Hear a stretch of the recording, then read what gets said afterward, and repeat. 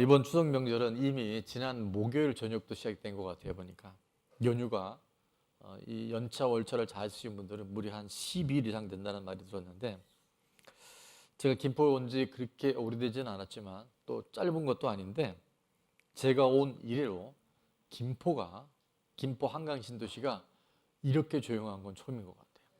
거리에 사람이 없더만요. 보니까 다들 고향으로 또 이번 명절을 맞아서 인사해야 할 곳들 지금 방문 중에 있는 것 같아요. 저는 이 고향을 찾는 이 우리 추석 명절을 보면서 히브리서 11장 16절의 말씀이 생각이 났어요. 한번 다 같이 읽어볼까요?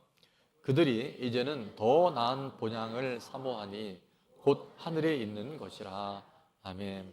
우리가 다 고향이 있는데 진짜 본향이 있어요. 진짜 돌아갈 곳이 있어요. 그것이 바로 하나님 나라입니다. 늘 사모하며 살아갈 수 있는 명절이 올 때마다 진짜 본향을 기억할 수 있는 우리가 됐으면 좋겠어요. 그래서 이미 출발한 분들도 없잖아 있는데, 대부분의 우리 성도들 보니까 정말 믿지 않는 가족들 때문에 믿지 못하게 내려간 분들이 대부분이고, 또 그곳에서도 예배를 지금 드리고 있을 것 같아요. 그곳에서도 하나님 주신 우리 빛과 또 소금의 사명을 잘 감당하고 있는 줄로 믿습니다.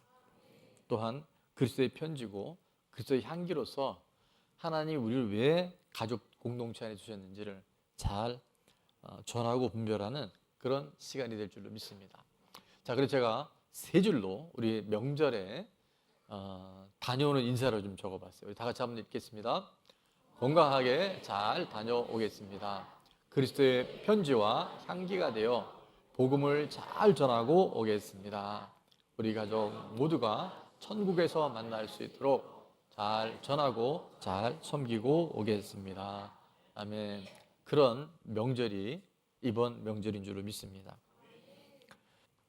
이번에 저도 우리 친인족들 만나게 되면 10월 달에 우리가 큰 행사가 있어요. 뭐냐면 26일 날 새생명 전도 축제가 있습니다. 우리 보는 것처럼. 그래서 뭐 너무 멀면 안 되겠지만 한두 시간 안에 우리 교통이 되는 우리 친인족들은 이날만큼은 꼭 같이 왔으면 좋겠다라고 제가 기도하고 있어요. 근데 오늘 사실은 간증을 했던 우리 한 집사님이 계신데, 그 배우자가 아직 믿지를 않기 때문에 이 추석 명절에 또 무슨 예배냐, 대신 그곳에 고향에 내려가서 꼭 예배를 드릴 거고 며칠 날 10월 26일 전도축제 때 내가 가줄게. 그래서 이 딜이 돼서 지금 시골에서 아마 예배를 드리고 있을 거예요.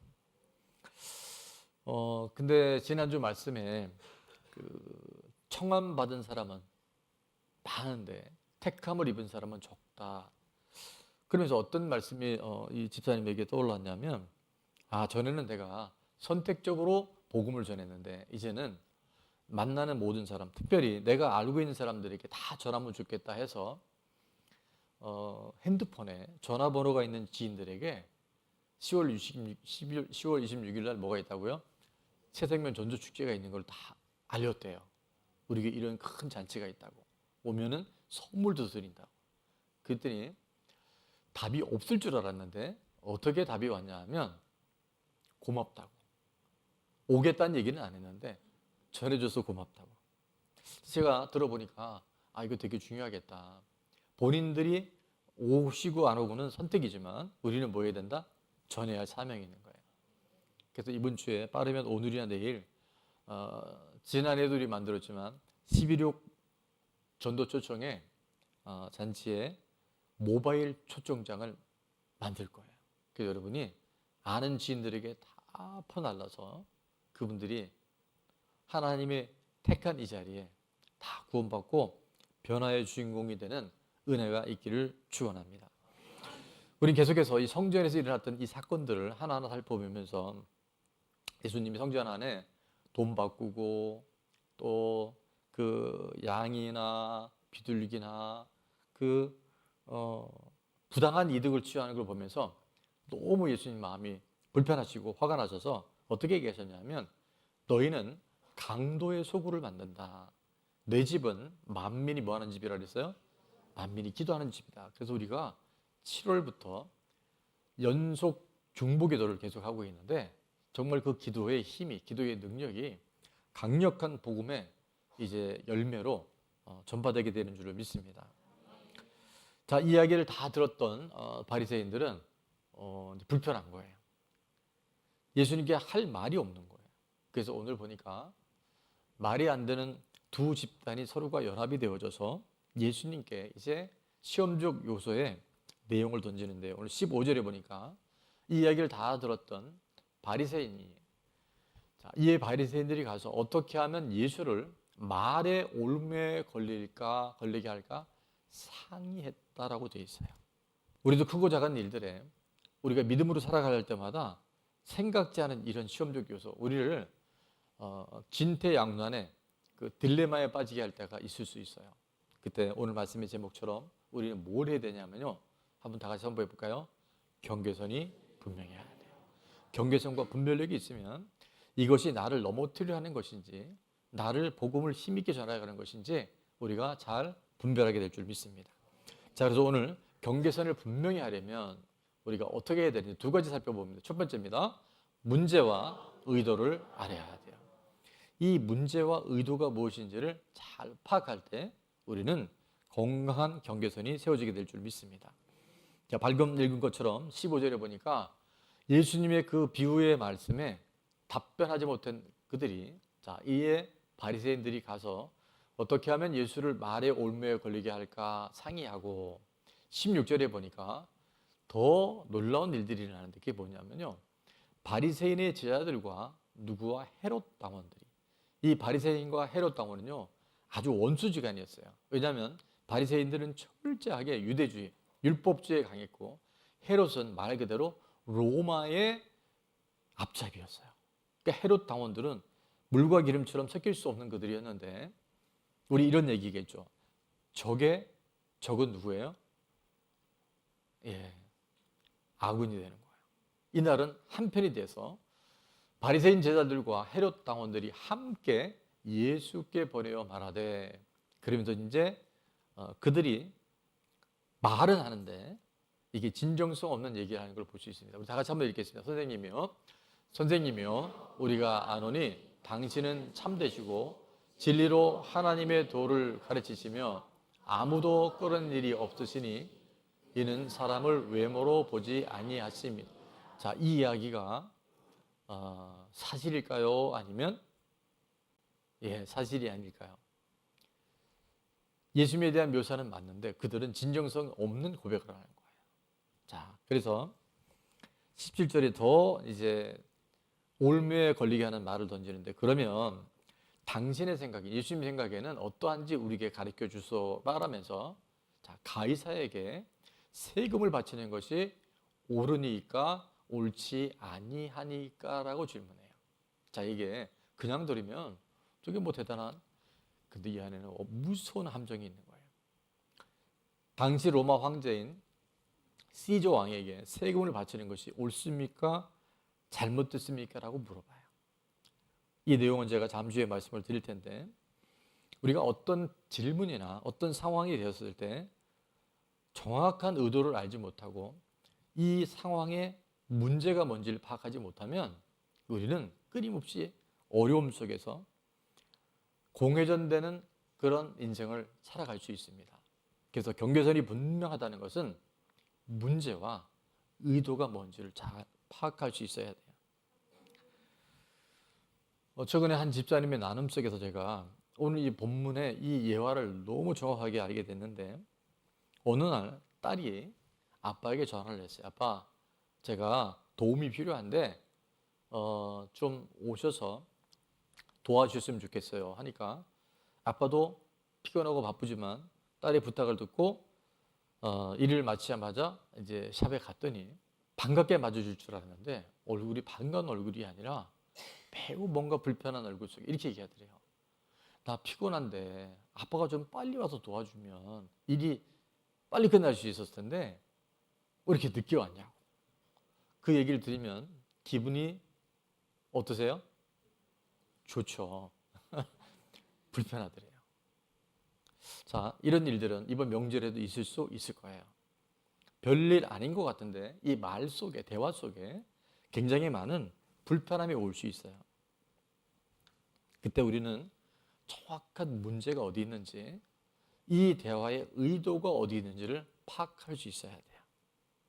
자녀의 필요가 뭔지, 지금 자녀가 갖고 있는 문제가 뭔지를 잘 이해하면 나머지는 뭘 해서가 아니라 이것이 풀어지고 해결되게 되는 줄 믿습니다. 정확한 횟수는 기억이 안 나는데 한 4, 5년 전쯤에 우리가 대화법에 대한 이야기를 나눈 적이 있어요. 말은 많이 하는데 대화가 없는 가정이나 부부가 의외로 많습니다. 자, 그래서 그때 나온 이야기 중에 하나는 소통이 될 때 우리 안에 형통이 오고 불통이 되면 고통이 와요. 근데 우리 조나무교회는 그런 가정이 없겠지만 혹여나 우리가 방문하는 중에 소통이 잘 안 돼서 불통이 되는 바람에 고통이 되는 요소가 있다고 한다면 이 대화에 문제가 어디 있을까? 이런 대화에 말하는 사람의 의도가 어디 있는가를 잘 파악해서 불통이 소통이 되어지고 고통이 형통이 되어지는 은혜가 있기를 축원합니다. 그때 우리가 함께 봤던 책 중에 하나가 토마스 고든이라고 하는 유명한 사회교육학자인데 이분이 쓴 책 중에 뭐냐면 부모 역할 훈련이라는 그런 책이 있었어요. 핵심은 뭐냐면 이 고든의 대화법에 대한 그 사각형 그림이 있는데 자, 그 사각형을 이렇게 되어 있습니다. 맨 위에는 누구의 문제예요? 상대방의 필요, 상대방의 문제, 상대방의 욕구가 있어요. 맨 아래는 나 자신의 필요, 내 자신의 욕구, 내 자신이 갖고 있는 어려운 문제가 있어요. 가운데는 뭐냐면 문제 없는 영역이 있어요. 근데 우리는 상대방이 갖고 있는 상대방의 필요와 욕구와 문제를 내 것으로 가져오고 거꾸로 내 자신의 문제, 필요, 욕구를 상대방에게 투사시키는 아주 이상한 일들이 우리 가정에는 있을 수 있는 거예요.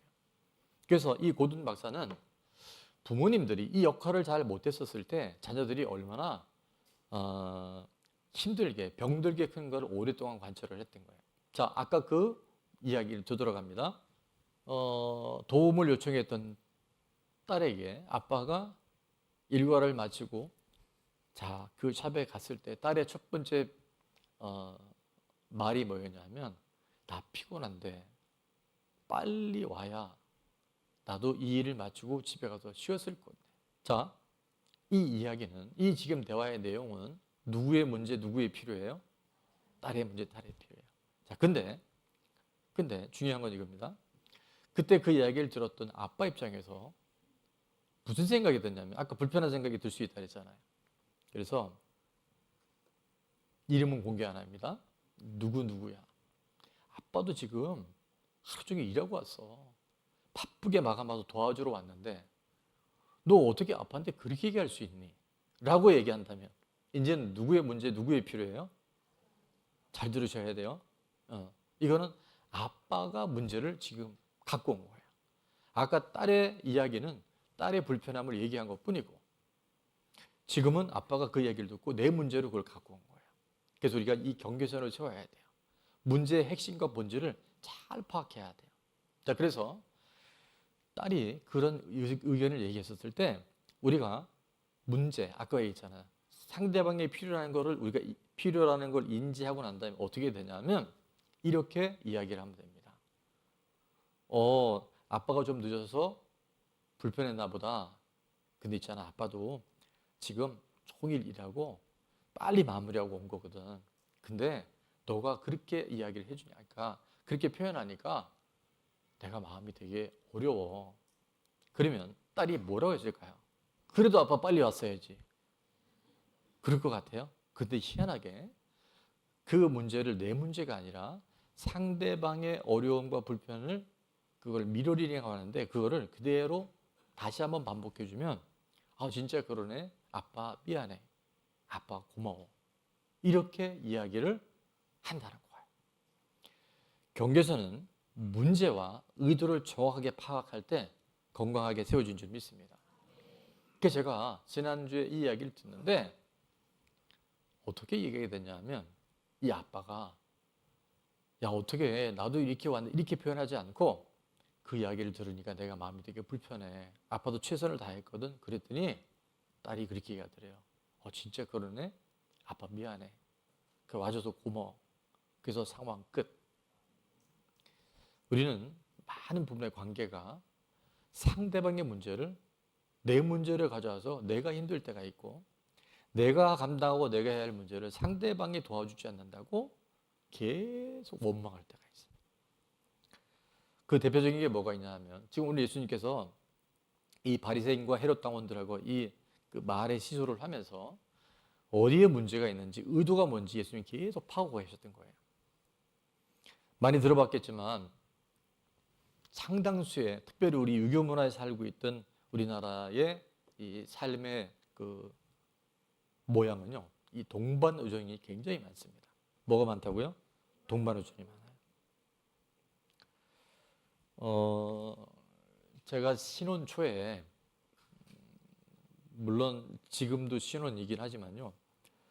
신혼 초에 한 37, 8년 전에 결혼하고 나서 정말 힘든 시간들이 좀 있었어요.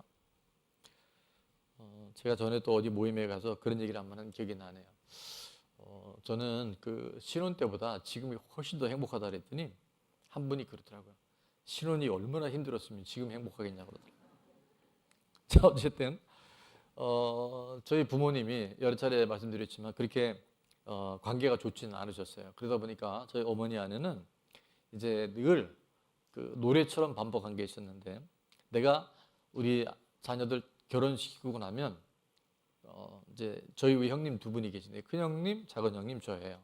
이게 제가 막내예요. 그러면 우리 어머니 아주 어릴 때부터 반복된 노래가 뭐였냐면 나는 자식들 다 결혼시키고 나면 누구하고 산다?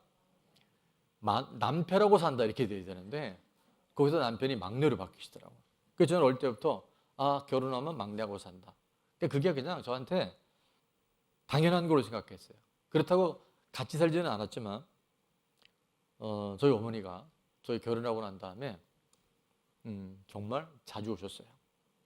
그래서 워낙 반찬을 잘하셨기 때문에 뭐 또 제가 저희 어머니 김치를 너무 좋아한단 말이에요. 그러니까 밑반찬하고 김치 담가서 전철 타고 버스 갈아타고 막 머리에 이고 이렇게 오시는데 한편 죄송하기도 하고 한편 감사하기도 하고 전 너무 좋았던 거죠.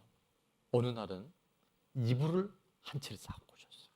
얘기를 들어보니까 늦거나 피곤하면 우리 집에서 자고 가시겠다. 또 한 달여쯤 지났는데 키가 다 번호키잖아요. 예전에는 다 열쇠였단 말이에요. 키를 하나 복사해 달라요. 내가 오고 싶을 때 너희들 없을 때 반찬 두고 간다고. 그러니까 이유는 분명히 있는 거예요. 그래서 열쇠를 깎아드렸어요.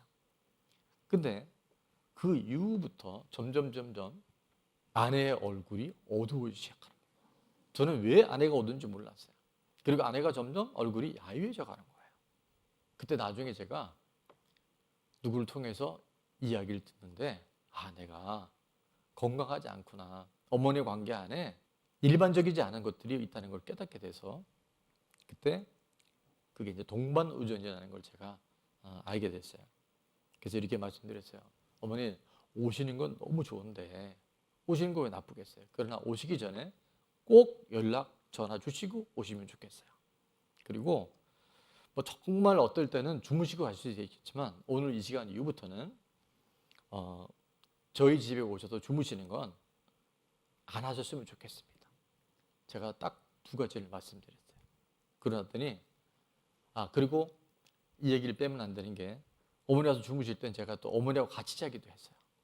그래서 뭐라고 했냐면 앞으로는 만약에 주무시게 될지라도 절대 저랑은 같이 자는 것이 아니라 어머니 혼자 주무셔야 됩니다. 그랬더니 어머니 얼굴이 이전에 아내 얼굴처럼 어두우기 시작합니다.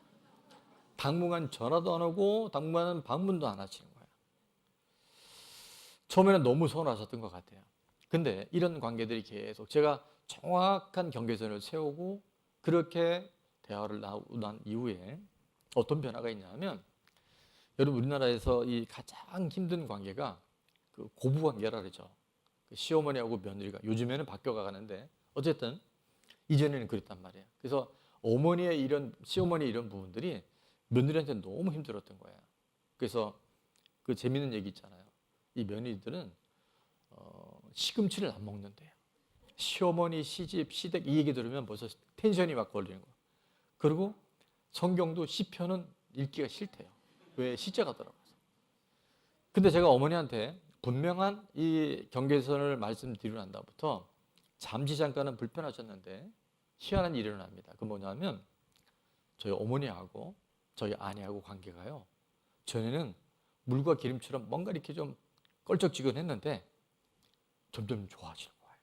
이번에도 여러분 명절에 이제 부모님들 찾아뵐 텐데 용돈을 드릴 때, 선물을 드릴 때, 저로 말하면 제가 본가를 가게 되면 어머님이나 부모님한테 용돈이나 선물을 드릴 때 아들이 주지 않고 누가 주는 게 좋다고요? 며느리가 주는 게 훨씬 좋습니다. 또 처갓집에 갈 때 딸이 친정 부모님에게 드리지 말고 사위가 드리는 것이 훨씬 좋아요. 귀인 자는 들을지어다. 그래서 이 경계선이 세워지잖아요. 자, 근데 놀라운 사실은 저희 어머니하고 아내의 관계가 점점 좋아져요. 그리고 요즘에는 저희 어머님이 건강에 안 좋아서 요양원에 계시는데 자주는 찾아뵙지 못하지만 가서 이렇게 뵈면 저희 어머니가 저를 되게 막내 왔냐 항상 얘기를 하는데, 요즘에는 막내를 안 챙기는 건 아닌데 저희 아내를 꼭 챙겨요. 뭐라고 부르는지 아세요? 예쁜이라고 불러요. 예쁜이 왔냐고. 어떻게 너는 어떻게 그렇게 갈수록 예뻐지냐고. 어떻게 늙지를 않냐고. 그러니까 이 시어머니하고 며느리 관계가요, 사위가 사위란다. 아들이 경계선이 분명히 세워지니까 건강해지는 줄로 믿습니다. 동반어전에서 끊어져야 우리 안에 있는 이 문제의 핵심과 본질이 정확하게 파악되어질 때 건강한 관계가 유지되게 될 줄로 믿습니다. 자, 그래서 동반의존과 상호의존에 대한 얘기를 잠깐 제가 말씀드리고 싶은데, 이 동반의존은 뭐냐 하면 불균형하고 건강하지 못한 의존관계의 패턴을 말하는데, 이때 이 동반의존은 부정적 의미가 되게 많습니다. 특징은, 자, 예를 들면 저희 어머님이 저를 이제 어릴 때부터 동반의존적 관계에 이렇게 매여 있게 된 거예요. 그러다 보니까 한 사람이 다른 사람의 욕구와 행동에 과도하게 초점을 맞추고 상대방을 돕거나 통제함으로써 자신의 가치나 안정감을 찾으려 합니다. 이게 뭐냐면 벌써 병들어가는 거예요, 관계가. 자아상실적 요소가 있는데 자신의 정체성, 욕구, 감정보다 상대방의 문제를 해결해 주거나, 그러니까 나의 필요보다는 상대방의 필요한 존재가 되는 것에 더 집중해서 자아를 희생하고 자아를 잃어버리기가 쉽다는 거예요. 경계선의 모호함. 이게 이제 제가 이것 때문에 굉장히 오늘 말씀 속에서 이걸 떠올렸는데, 개인 간의 건강한 경계선이 없어져요. 그러니까 상대방의 문제인데 내 문제처럼 생각하고 내가 해야 될 일을 상대방에게 자꾸 떠넘기고, 이게 바로 경계선이 무너지는 거예요. 그러다 보니까 상대방의 문제고 자신의 문제가 되어 과도하게 스트레스를 받거나 침범당합니다. 그래서 이 동반의존의 목표는 뭐냐면 관계를 유지하기 위해 또는 버려지는 것에 대한 두려움 때문에 상대방의 역기능적 행동이 있어요. 이게 중독이라든가 책임 전가라든가 무책임적인 이런 것들을 방치해서 오히려 관계가 나빠지긴다는 거예요. 자, 결과는 어떤 결과가 있는지 한번 같이 읽어볼게요. 장기적으로 관계에 있는 두 사람 모두의 성장과 자율성을 저해하고 고통과 불만을 초래합니다. 이번 추석 명절이 각 가정과 가문 안에 동반 의존적 요소가 다 끊어질 수 있기를 축원합니다. 자, 우리에게 희소식이 있어요. 그게 뭐냐면 동반 의존을 끊고 나가는 것이 따라합니다. 상호 의존. 상호 의존하는 거예요.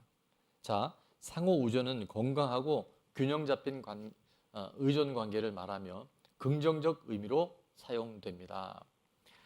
자, 특징은 관계에 있는 두 사람이 각자의 자율성과 독립적인 정체성을 유지하면서 필요할 때 서로를 지지하고 돕는 상호적인 관계를 말해요. 그러니까 이 상호 관계는요, 내가 할 수 있을 때 도와주고 내가 여력이 안 될 때는 내 일에 집중하는 거예요. 근데 동반의존에 가게 되면 나는 지금 배를 굶고 있고 내 냉장고는 비어 있는데 누군가가 동반의존인 사람이 요청하면 내가 지금 넘어지고 쓰러진지를 모르고 자꾸 남에게 내 자신을 희생당하는 것이 동반의존이라면, 자, 상호의존은 내가 할 수 있을 때 하는 거예요. 내가 베풀 수 있는 힘이 있을 때. 다른 말로 하면 사람이 물에 빠지면요, 어린아이라 할지라도 힘이 없는 여자라 할지라도 물에 빠지면요, 바로 건져낼까요? 아니면 좀 기다렸다가 건질까요? 기다려야 됩니다. 제가 인명구조원 얘기를 몇 번 드렸는데, 아무리 수영을 잘하는 건장한 남자도 누가 물에 빠지면 바로 들어가면 큰일 나요. 사람이 죽을 힘을 다한다 그러잖아요. 물에 빠지면요, 그 힘이 막 보통 때 5배, 10배가 나와요. 그러니까 감당해낼 수가 없어요. 그럼 어떻게 하냐면, 물에 빠져서 살려주세요 해서 한번 나와요. 그러면 나중에 꼬르륵 또 들어가요. 그때 들어가서 뭘 했냐면 물을 먹어요. 또 어떻게 하다 간신히 하나 살려주세요 하다가 또 들어가면 또 물을 먹어요. 3번을 못 먹고 나면 이제 늘어져요. 그때 가서 뒷목, 그러니까 앞으로 가면 안 되는데 이렇게 뒤로 가서 해서 그 케어가 나오든지 아니면 로프나 튜브를 던져야 돼요. 근데 나는 내가 안전지대에 없으면서 누구를 건져야 된다는 건 굉장히 위험한 거예요. 그래서 이게 동반호전이요, 부정적 의미로 그런 이야기 있잖아요. 물귀신 작전이에요. 다 죽는 거예요. 나도 여력이 안 되고 상대방도 힘든데 서로 거기 뒤엉켜갖고 힘들어하는 이 관계 안에 이런 아주 위험적 요소가 바로 동반노전이라는 건데, 우리는 이제 상호의존으로 갈아타야 할 줄로 믿습니다. 자, 자아유지는 어떻게 하는가 봤더니, 각자는 뚜렷한 자아 존중감과 정체성을 가지고 있으며 관계 밖에서도 충분히 기능할 수 있어요. 각자의 삶에서 서로에게 상호작용할 수 있다는 거예요. 자, 3번째는 건강한 경계선이 있는데, 명확하고 존중되는 건강한 경계선이 있어서 상대방의 문제에 압도되거나 자신의 삶을 뭐하지 않는다고요? 희생하지 않아요. 자, 목표는 상호 존중을 바탕으로 서로의 목표와 성장을 지지해주며 관계가 두 사람의 삶의 질을 향상시키는 무슨 효과가 있냐? 시너지 효과가 있는 거예요. 그래서 상대방도 나도 서로가 상호작용해서 잘 살아가는 것, 영적 시너지, 실제 삶의 시너지가 일어나야 할 줄 믿습니다. 그래서 이제 균형이 있어야 되는데, 도움과 지지의 주고받음이 균형을 이루면 일방적 희생이 없게 돼요. 저는 우리 좋은나무교회에 우리 모든 지체들이, 모든 성도님들이 정말 동반의존적 요소가 다 이제는 분별이 되어져서 함께 돕고 함께 상호 의존할 수 있는 건강한 관계가 될 수 있기를 주의 이름으로 축원합니다. 우리가 신앙생활 한다는 것 똑같습니다. 예수를 믿는다는 것이 동반의족이 되면요, 내가 할 일을 내가 안 해요. 나는 하나님의 말씀을 잘 들어야 돼요. 내가 예배에 우선순위를 둬야 돼요. 내가 하나님 말씀 듣고 기도해야 되는데, 내가 할 일은 내가 안 하고 하나님 좀 일해 보세요. 하나님 도와주세요. 이게 병든 동반의존인 거예요. 아멘. 그래서 우리가 유명한 어록이 있잖아요. 내가 할 일 내가 할 때 하나님은 하나님이 하시는 거예요. 나는 아무것도 안 하면서 하나님이 도와주시면 바라는 것을 잘못하면 그게 위험한 신앙, 기복신앙, 그게 종교나 미신이 될 수 있는 위험적 요소가 있어요. 그래서 하나님 우리에게 모든 걸 다 예배해 놓으셨잖아요. 지금도 은혜라고 하는 온 우주에 하나님의 예비된 십자가와 부활의 복음이 다 있다가 전파되고 있대요. 근데 중요한 것은 내가 그것을 아멘으로 수용하고 내 삶에 내가 적용하고 살아가는 건 내 몫이라는 거예요. 아멘. 근데 이게요, 동반노전으로 가보면 이게 뒤엉켜 버리는 거예요. 그래서 하나님은 다 이루시려고 준비하고 있는데, 나는 내가 받을 준비나 내가 해야 할 일들을 감당하지 않음으로 해서 율법으로 해서 구원받는 것이 아니라 믿음으로 구원받는 거예요. 그리고 하나님을 알아가는 것이 우리 삶의 변화라고 하는 거예요. 자, 본문으로 들어가서 오늘 바리새인과 헤롯 당원들이 예수님께 아까 이렇게 얘기하잖아요. 자기 제자들을 헤롯 당원들과 함께 예수께 보내어 말하되, 이제 말이 안 되는, 이게 전부 다 위선이잖아요. 뻥이라는 거예요. 그러면서 17절에 보니까 가이사에게 세금 바치는 것이 옳습니까? 라고 딱 단도직입적으로 물었는데, 이게 뭐냐면 아까 말씀드린 건 이 세금이 왜 문제가 되냐면요, 정치적으로 본다고 한다면 이 집회와 동전 안에 누구의 얼굴 형상이 있냐면 당시에 로마 황제 케사르 시저의 가이사의 얼굴이 딱 박혀 있어요. 자, 그래서 그들이 세금을 받는 거는 그 당시에는 인두세라 그랬는데 요즘에는 이게 뭐냐면 따라해 볼까요? 주민세를 받는 거예요. 자, 주민세를 받으면 뭐가 문제가 되냐? 로마의 식민지라고, 나는 로마의 황제의 통치를 받는다는 걸 인정해 버리는 거예요. 그럼 이게 유대인의 입장에서는 있을 수 없는, 뭐 우리로 말하면 내가 일본 사람이다라고 이렇게 인정해 버리는 게 되는 거예요. 세금 내는 게 맞다면. 또 하나는 세금 내는 게 틀리다고 하면 뭐가 문제가 되는지 아세요? 자, 종교적으로고 아까 말씀드렸죠. 이게 우상숭배가 되는 거예요. 이래도 저래도 식민지 속국에 대한 부분들, 영적인 부분, 종교적인 부분 다 걸린 거예요. 이 난감한 질문 앞에 예수님은 정확한 의도를 아시고 문제를 파악하셔서 경계선을 세우기 시작하는데 18절에 보시니까 예수께서 그들의 약함을 아시고 이르시되, 자, 문제의 본질은 외식한다. 너희가 지금 정말 내가 선하고 옳은 것을 원하는 것이 아니라 나를 시험하고 있다는 것을 딱 드러내시는 거예요. 그러면서 이거는 너희들이 문제야. 너희들이 지금 나를 올무에 걸게 하는 너희들의 의도가 있다는 것을 예수님은 정확하게 말씀하고 계세요. 오늘도 우리는 말씀을 사람의 말로 듣지 않고 하나님이 주시는 생명의 말씀을 받잖아요. 내 안에 분별력과 경계선이 세워집니다. 믿음은 하나님의 약속을 끝까지 신뢰하고 기다리는 거예요. 목회를 하면서 또 여러분들 신앙생활을 하면서 분명한 게 뭐냐면 결국 믿음은 인내하는 거예요. 하나님의 때 하나님이 그 행하실 일들을 바라보면서 우리가 인내하는 거예요. 그러면 하나님은 정확한 때, 특별히 저는 2025년 이 추석 명절에 하나님이 우리 가정과 가문 안에, 친인척 안에 구원의 놀라운 계획들을 준비하고 계신 줄로 믿습니다.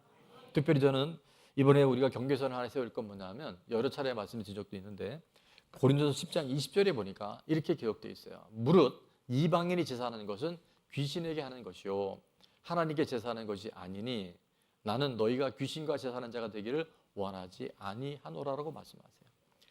여러분 가정 안에 제사를 아직도 드리는 분들이 있을 거예요. 그거를 우리가 막지는 못합니다. 그러나 이제 우리가 정말 그리스도인이 됐다면, 하나님의 자녀가 됐다면 우리가 뭘 해야 되냐면 어른들에게 양해를 구하세요. 제가 마땅히 예를 표하는 것이 맞지만 제가 이제 예수님을 믿기 때문에 제사를 드리는 것, 특별히 절하는 것은 되게 어렵습니다. 혹시 제가 기도하면 안 될까라고 여러분이 아주 예의 있게 얘기를 하세요. 경계선 있게. 그러면 모르겠습니다. 저는 지금까지 이렇게 권면했을 때 우리 성도님들이 가서 한 번도 안 돼 그런 분들은 없었던 것 같아요. 대신 여러분이 가서 명절인데 계속 잠만 자고 먹기만 하고 설거지도 안 하고 TV만 보고 그러면 그 꼴 보기가 싫어서 너도 제사 드려야 돼 절에 이럴지 모르는데 여러분이 가서 더 성실하고 근면하게, 그리고 또 그런 말씀 드렸잖아요. 이런 중대한 어떤 그 변화가 있을 때는 여러분이 가서 보통 때 용돈을 10만 원 드렸으면 2배를 드리세요. 그리고 최대한 공경을 잘하세요. 그러면 사람들의 마음이, 어른들의 마음이 열려서 정말 하나님이 기뻐하시는 일들에 우리가 분별력과 경계선이 세워질 줄로 믿습니다. 자, 적용 질문입니다. 극복해야 할 동반 의존적 관계는 무엇이며 대표적인 대상은 누구인가요? 우리 안에 제가 저희 어머니 말씀드렸는데 크고 작은 이 동반 의존적 관계가 의외로 많아요. 두 번째는 동반 의존에서 벗어나 상호 의존으로 나가기 위해 무엇을 결단하고 실천하면 좋을 건지. 자, 여기 보니까 아닌 것은 아닙니다. 여러분이 아닌 것을 아니라고 얘기할 때부터 하나님이 모든 관계들을 회복시키실 거예요. 세 번째는 좀 구체적인 질문인데요. 다 같이 한번 읽어볼게요. 누구와 대화할 때 어려움과 갈등이 있나요? 고든의 대화법을 통해 누구의 필요와 문제인지를 구별하여 실천해 봅시다. 아까 말씀드렸던 그 집사님 가정 안에 하마터면 관계가 매우 어려울 뻔했는데 정말 그렇게 대화했더니 딸이 그렇게 반응해주고 그래서 지금 관계가 더 좋아졌대요. 문제가 될 뻔한 일들이 기회가 되는 줄로 믿습니다.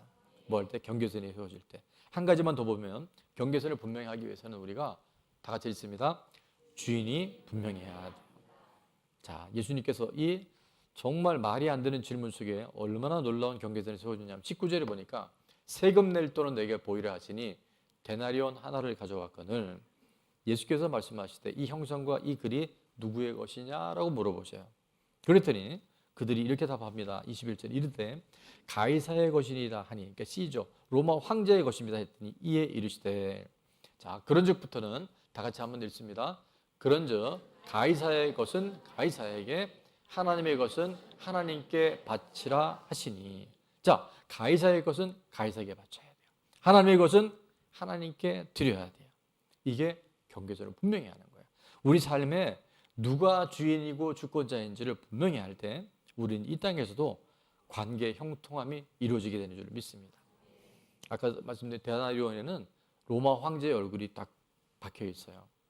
가이사의 형상이 그려져 있어요. 그건 뭘 의미하냐면 우리가 이 세상에 살아가는 동안에는 세상의 질서와 세상의 규칙, 법을 잘 지켜야 돼요. 그래서 한번 따라합니다. 세금 잘 내야 합니다. 탈세하면 안 됩니다. 또 하나는 교통법규 잘 지키셔야 돼요. 그래서 신호등, 또 차선, 이번에 고속도로 탈 분들 많은데 뭐도 잘 지켜야 될까요? 속도. 예. 어쨌든 우리가 이 땅의 질서와 법규를 잘 지킬 때 하나님은 또 하나님의 역사를 이루어 주셔요. 우리 학생들은 공부를 열심히 해야 돼요. 우리 사회생활하는 우리 어른들은 최선을 다해서 내가 할 일을 감당해야 돼요. 또 반복합니다. 우리 화면 보면 같이 읽어볼까요? 내가 할 일, 내가 할 때 하나님은 하나님의 일을 하십니다. 이게요, 우리가 경계선과 우리 삶에 상호 의존을 세워가는 아주 중요한 요소예요. 당시 로마 데나리온에는 아까 말씀드린 것지만 로마 황제의 얼굴이 있었는데 저와 여러분에게는 하나님의 형상이 기록이 되어 있어요. 어디 있냐면 창세기 1장 26절에 하나님이 인간을 만드시고 이렇게 말씀하셨어요. 우리의 형상을 따라 우리의 모양대로 우리가 사람을 만들고 그들로 바다의 물고기와 하늘의 새와 가축과 온 땅과 땅에 기는 모든 것을 다스리게 하자 하시고 이게 하나님의 의도였다는 거예요. 자, 27절에 어떤 일이 있었는지 다 같이 읽습니다. 하나님이 자기 형상 곧 하나님의 형상대로 사람을 창조하시되 남자와 여자를 창조하셨죠. 그 다음에 우리에게 미션을 주셨어요. 이걸 한번 따라합니다. 문화명령. 저와 여러분이 어떻게 살아갈지에 대한 말씀 28절인데 28절도 다 같이 봅니다. 하나님이 그들에게 복을 주시며 하나님이 그들에게 이르시되 생육하고 번성하여 땅에 충만하라. 땅을 정복하라. 바다의 물고기와 하늘의 새와 땅에 움직이는 모든 생물을 다스리라 하시니라. 아멘. 생육하고 번성하고 충만해서 뭐 해야 돼요? 정복하고 다스리는 것은 마음대로 네가 하는 게 아니라 하나님의 뜻대로 잘 관리해 달라고, 잘 섬겨 달라고 우리에게 이 일을 맡기신 줄로 믿습니다. 우리는 세상 속에 살지만 세상 속의 지배와 질서를 잘 따라가는 건 맞지만 하나님의 형상, 하나님 우리에게 본질적으로 맡겨주신 하나님의 삶의 모형으로 하나님이 우리의 원형인 것을 날마다 기억하며 살아가야 합니다. 그래서 내 삶의 주인이 누군지 분명하잖아요. 부모님을 만날 때, 우리가 평도 때 함께 교류하지 못했던 친인척을 만날 때 매 순간마다 하나님, 제가 이 가정에 태어난 것도 하나님의 주권이고 하나님이 일하셨습니다. 내게 이런 형제, 내 주변에 이런 이웃들을 만나게 하신 것도 하나님의 주권입니다라는 것을 매 순간 기억할 수 있길 바랍니다. 주인이 분명할 때요, 우리 안에 하나님이 하실 일들이 보여져요. 오가는 명절의 모든 발걸음이, 만나는 모든 우리 만남들 안에 내가 아니라 하나님이 우리 가정과 또 우리의 모든 만남의 주인인 것을 분명히 할 수 있는 은혜가 있기를 주의 이름으로 축원합니다. 특별히 아까도 말씀드렸지만 이 대화에 있어서, 관계에 있어서 생각지 않은 갈등들이 지금은 우리가 되게 좋잖아요. 저도 이제 그 연휴이기도 하고 또 우리 친인척들 만나 생각하니까 너무 좋긴 한데 막상 또 만나보면 어때요? 예, 좋아요. 근데 또 불편할 수 있어요. 근데 이런 영적 전쟁 뒤에는 매 명절 때마다 제가 말씀드리는데 하나님이 또 경계선이 잘 세워진 사람들에게는 전리품을 주셔요. 자, 다 같이 한번 읽습니다. 영적 전쟁 뒤에는 전리품이 있습니다. 우리 안에 매 순간마다 주인이 분명해서 인본주의가 끊어지고 동반 의존이 다 제거되어져서 정말 하나님이 이 땅에 저와 여러분을 또 좋은 나무 공동체 안에 하나님 맡겨주신 아까 그 문화명령, 생육하고 번성하고 땅에 충만해서 잘 다스리고 정복하는 일들에 저희가 귀하게 쓰임 받게 될 줄로 믿습니다. 자, 적용 질문입니다. 첫 번째입니다. 나는 세금, 공과금, 교통법규, 신호등, 제한속도, 차선 등 잘 지키고 있나요? 이게요, 가해자의 것은 가해자에게 드릴 수 있는 사람이에요.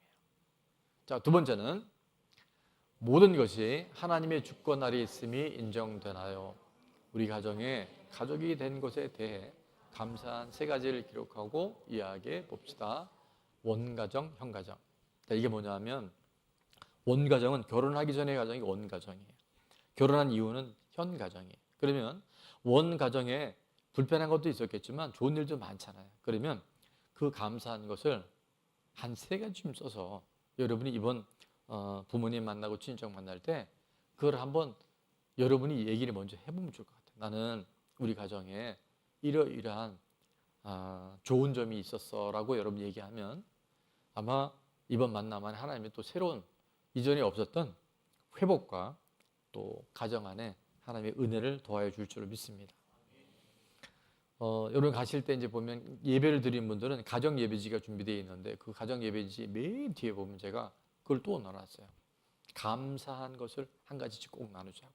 그래서 이번 25년 우리 추석 명절은 먼저 우리 안에 있는 그 애매모호한 그 불분명한 경계선들이 다 무너져서 하나님이 우리를 통해 이루시고 사는 구원의 역사가 또 가정 회복의 역사가 반드시 일어나는 승전보와 전리품을 거둘 수 있는 이번 명절이 될 줄로 믿습니다. 자, 경계선이 분명하려면 첫 번째입니다. 문제와 의도를 알아야 합니다. 두 번째, 주인이 분명해야 합니다.